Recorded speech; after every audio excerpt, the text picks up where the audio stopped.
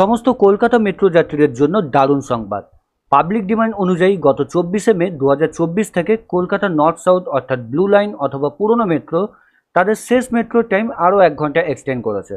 এতদিন অর্থাৎ 24শে মের আগে পর্যন্ত দমদম থেকে কবি সুভাষ যাওয়ার এবং কবি সুভাষ থেকে দমদম যাওয়ার শেষ মেট্রো ছিল রাত 9:40-এ।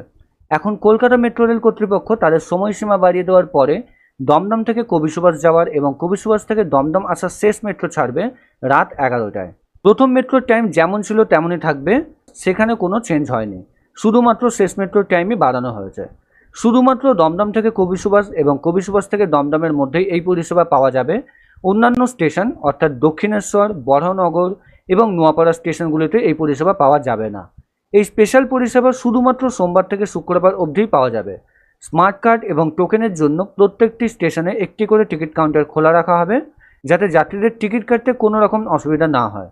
এখানে কিন্তু দুটো খুব ইম্পর্টেন্ট কথা জেনে রাখতে হবে। এক, দমদম অথবা কবি সুভাষ থেকে 9:40-এর মেট্রোর পরে এই 11টা শেষ মেট্রোর মাঝে কিন্তু কোনো মেট্রো নেই।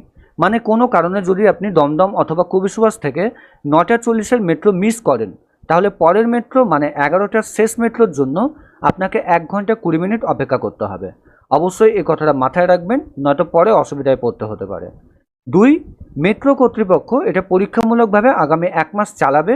1 মাস পরে তারা ঠিক করবে এই পরিষেবাকে কন্টিনিউ করা হবে নাকি এতদিন যেমন চলছিল মানে শেষ মেট্রো 9:40 সেরকমই রাখা হবে।